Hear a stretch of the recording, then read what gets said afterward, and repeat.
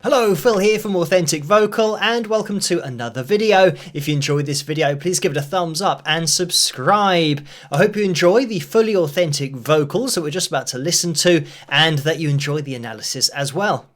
On the agenda tonight, I've been asked to have a look at a performance that somebody has made the suggestion they think is not fully live or it might be pre-recorded, and then the video that we're looking at is not actually the audio that we're hearing. So we will jump into it and see what we can see. As always, the link to the original video can be found in the description below if you want to watch it the whole way through without me analysing things, or if you want to cross-reference anything that I'm saying or pointing out. But we will have a listen and see how they get on. I think we're just going to have to pretend like that air conditioner's not there. Yeah. Oh, and by the way, with the request, the person did say that they thought maybe Josh Turner here, who's going to be playing guitar, acoustic guitar, and supplying the lead vocal, maybe he said that at the beginning to maybe try and throw people off, that it is going to be fully live, but it wasn't really live, and then is recorded after the fact. Just to let you know, that's what came in with the request. All right.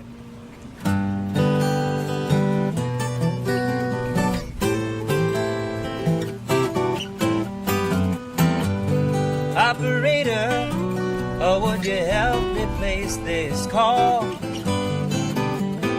The number on the matchbook is old and faded. She's living in LA with my best old ex-friend Ray. So I'm just going to jump in here, and I mean, I suppose a bit of a clue as to what's going on here is that I'm occasionally kind of looking away from the video and the performance and just listening to it, because I know that to begin with, people listening to the audio might think, oh, well, this sounds really crisp, and the vocals are really clear as well. Listening to the acoustic space, the environment that they are sat in, and then what we're hearing absolutely stacks up when you're listening to this through reference speakers in a studio.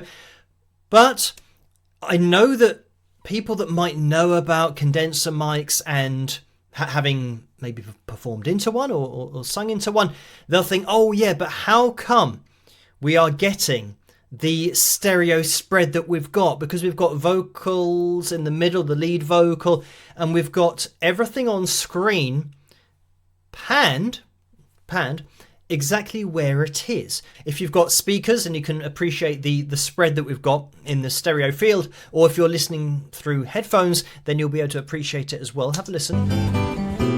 A guy she said she knew well and sometimes hated. Isn't that the way they say it goes? Well, let's forget. Because you can hear the guitar that's playing the fills, which is in the middle of the screen here, ever so slightly off center. But the great thing is that when something is set up to be fully live, as this is, over on Josh's channel, in the description, you can see that he says recorded live on a Zoom H6 and a U87 AI.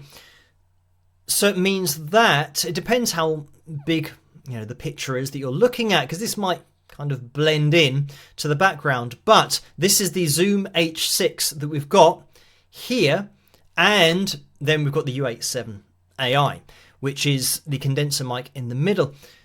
Now, when you add these two things together, it will explain why we're getting this spread, because we're getting obviously the feed and the audio from the condenser mic, and that's going to be very much for this lead vocal. But then we've got the Zoom H6. I might be able to edit it into this video so you can see at the top of it, you've got microphones that look like they go across each other in order to give you that stereo field. We've got two mics, and that's what you need in order to get this sound. So everything as to how it looks and how it sounds from a technology perspective is already explained. So if you go down that theory of thinking, oh, well, there's only a condenser mic here and it should be recording in mono, so how are we getting this separation in the stereo field? That's all explained with what we can see on screen and in the description of the video. And I have run the vocals through the pitch monitoring software as well, just to show that it is a fully live vocal and that we're going to be getting regular resets because of the natural human voice that we're dealing with. But I will just throw in here, from a technical perspective and a performance perspective, this is a great performance and a great take of this particular song, the classic Operator and Jim Croce. Having this blend of instrumentation and the vocals, the harmonies which we're about to hear, is just spot on. And I think at the end of this video, you guys can go over to Josh's channel and check it out, watch it independently, because at the end of this performance, you can tell that they all feel like they've nailed it, that they thought that was pretty good. So it's just a great take of this particular song. But let's have a listen. Get all that and give me the number if you can find it. So already here with the lead vocal, we can see the B3, we're sharp of it the first time that Josh hits it, and then we are flat of it the second time that he hits it, even though the melody is going back to that same place. And it's not something that is ever going to register really unless you're looking at it. You can't tell that it's actually been sharp and then flat. So a perfect contradiction of hitting the note bang on, but it sounds like it's just that accurate that it has been hit bang on. So yeah, these vocals aren't tuned, of course, because it's a live performance, and this is just the audio that happened at the time. So yeah, great to listen to. Let's listen. So I can call. And again here, the A3 slightly sharp, and then the next time he goes to that A3 with the melody, he's absolutely bang on what would be a 440. Just to tell him I'm fine and to show.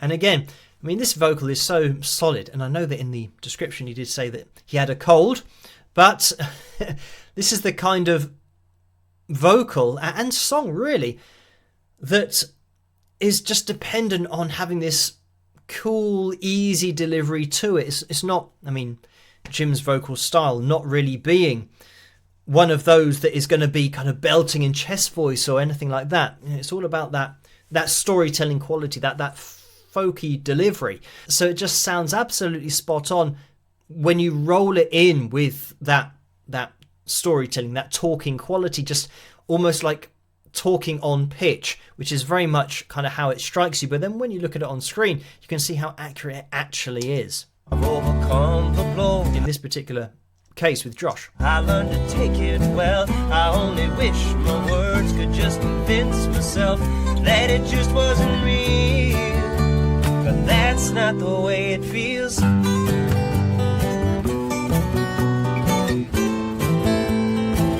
And this is a really cool arrangement as well, because we've got those fills being played in the background, and Josh is actually playing a few fills anyway with his playing on the acoustic, and the second acoustic we've got just blends so well.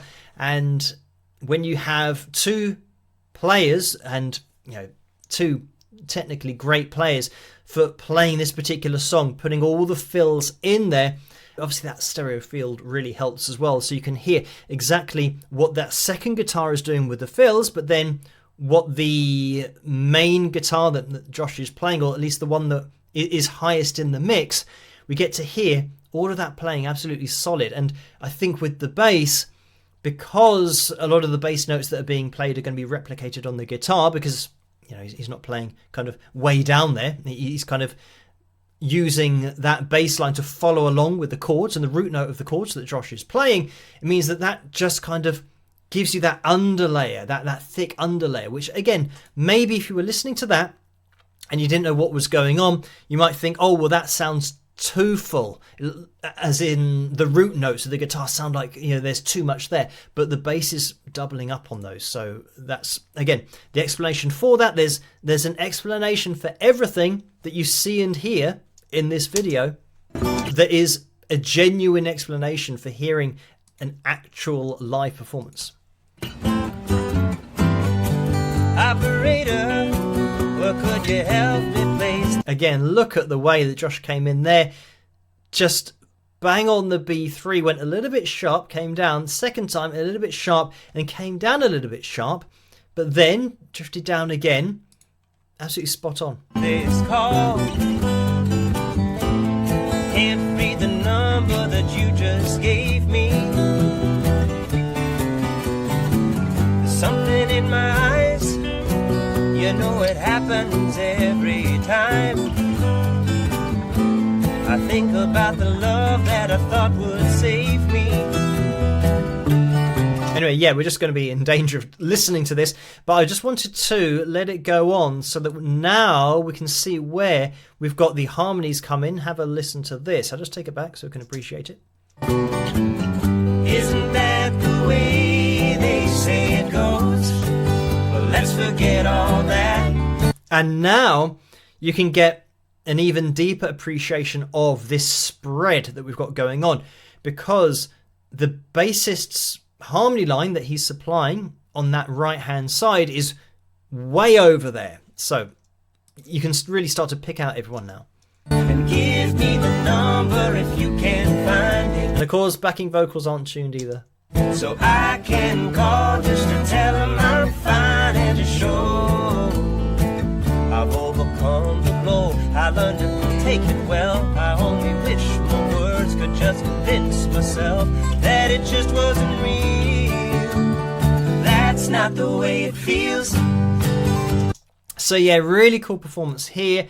And again, because I think when it is a genuinely live performance and everything that we're seeing, we are hearing, and yeah, we've even been given the breakdown of what's been used here from, you know, a gear perspective to achieve this sound, then, you know, watching the video, you can just enjoy it. And yeah, I am conscious during the analysis videos that when there isn't anything to point out as to maybe something that we've heard that isn't appearing on screen, obviously that then makes the analysis video, I guess, a bit longer because I'm explaining about different parts of the video like that. But when it's a genuinely live performance, yeah, I'm not going to play the whole performance here because you can go to Josh's channel and check it out and just listen to it from beginning to end, knowing what it is now.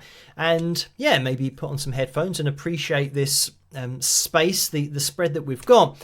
But also, it was just at the beginning, Josh genuinely saying that they'll have to try and ignore that air conditioning that's going on or making a noise because, yeah, it might be a little bit off-putting, but once everything comes in, that very much falls into the background. So yeah, just a really cool performance. What I want to do is just take it to the end. Let me see, because when I said about, you can tell that they feel that like they've just nailed the performance. They absolutely have. For this whole 3.5 minutes of the performance, just everything seems to be spot on. There might be occasions where the fills on that second guitar drop into the background a little bit, but I mean that's explained away really as just playing dynamically, but also just fading into the background a little bit artistically and intentionally. And even if there might be a spot where the changes, or maybe one of them isn't as smooth as the player wants it to be, they might just kind of play a little bit more quietly and then come in a little bit more loudly when they're kind of back on track with those particular fills. So yeah, there's lots of ways to explain, and there is an explanation for everything that we're hearing. And just to mention that it is Carson, that's who's named in the description of this video, playing that second guitar, supplying all of those fills. But like I said, you guys can go and watch this over on Josh's channel, but let's just watch the end. And to show I've overcome the blow. I learned to take it well. I only wish my words could just convince myself that it just wasn't real. But that's not the way it feels.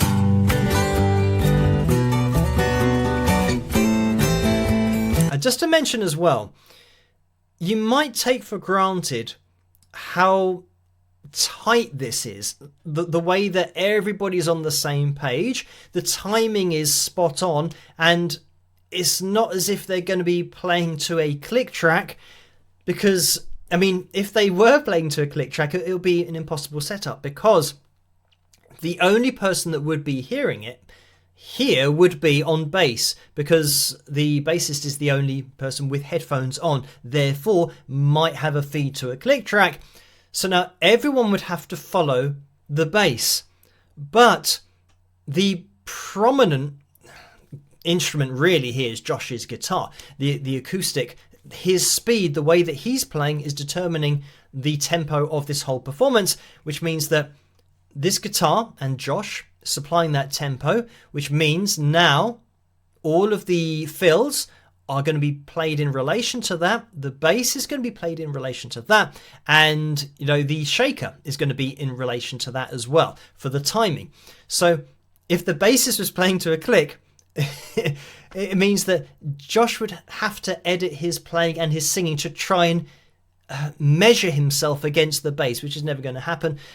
I think more likely this is just going to be being able to hear the bass and maybe the vocal or the overall sound, but yeah, just having a separate sound for his bass if he's going DI, just having that feed, not too loud, but just so he can hear it a little bit more clearly, with the acoustic guitars being louder than him trying to hear his bass. Because if he hasn't got an amplifier, for example, and he is going DI like into a mixer, then he'll need that feed just to hear his bass a little bit more clearly. But anyway, let me just let this play on.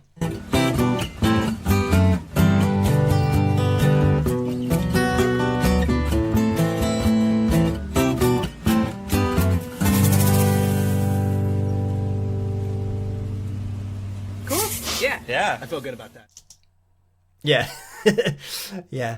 And there's a reason to feel good about that. Just, yeah, a great take of that. And a fully live take. And that can happen with great musicians, that you can go through a song and just all be on it for that particular take. And that was the case here. There really wasn't anything that you could point out. That stood out as maybe, being a little bit rough, and then they had to recover from it. It was just a great take of that particular song, Operator, by Jim Croce. So thank you guys for requesting for me to take a look at this particular video. And I know that the result that we have, the conclusion that's being drawn, is the opposite of what the requester thought. But this is the point with the analysis videos. It could be anything. We just analyze each video in exactly the same way, and then we just find out what it is, because the objective data, especially with the pitch monitoring software, everything that we do and the analysis will always just tell us what is going on during a performance, and it can be one of many things, but it just so happens that this is just fully live, and it is exactly what it looks like. So yeah, a great performance here by Josh and the gang. So there we have it. Thank you guys for watching this vocal analysis video. I hope you have enjoyed it. If you did, please give it a thumbs up and subscribe, and I'll catch you guys at the next one.